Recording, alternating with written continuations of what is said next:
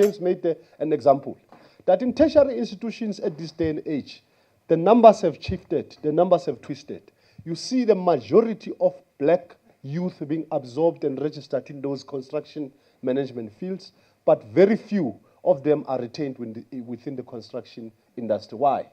They get lost into banks, they get lost into advertising and marketing, they get lost into financial institutions, they never stay within the industry. Why?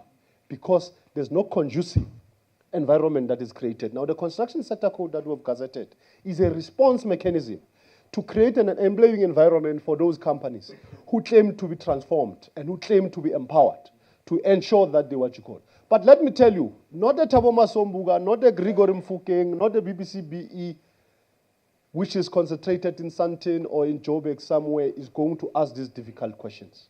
It is you, the supposed beneficiaries. It is you whose relatives in Kuruman, whose relatives in Durban, whose relatives in Mpumalanga, Polokwane, must take up these opportunities. We must start to ask the uncomfortable questions.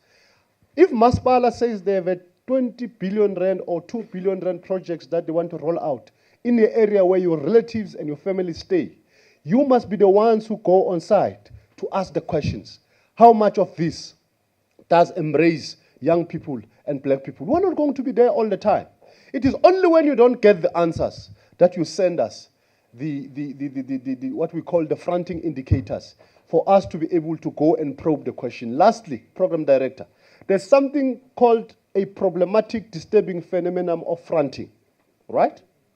Now, I must sympathize and accept the fact that fronting is a very problematic phenomenon because it hits you where it matters the most, on the stomach.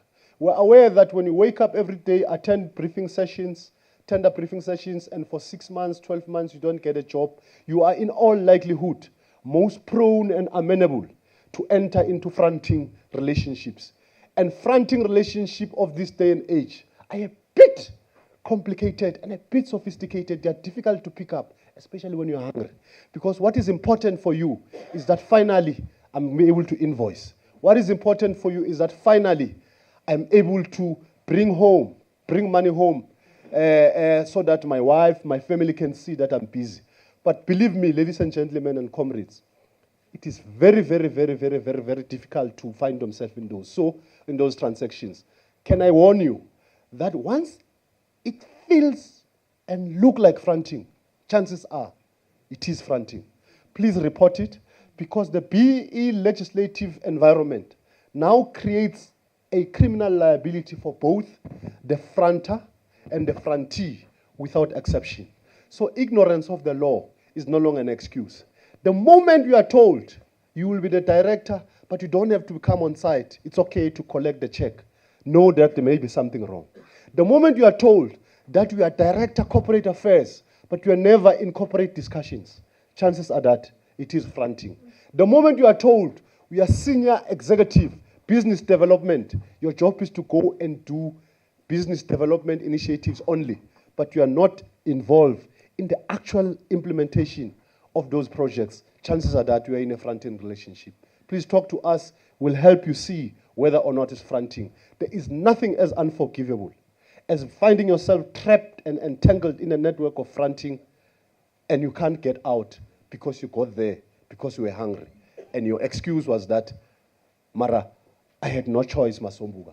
I needed to invoice, I needed the money. So let's start to have these conversations. Here are colleagues who work in various strategic centers of power, strategic centers of the economy in the construction sector. Let's talk to them. Let's engage each other. Let's contact each other and help each other realize that we don't find ourselves in situations and circumstances that are in all likelihood regrettable and unforgivable just because we find ourselves in the situation.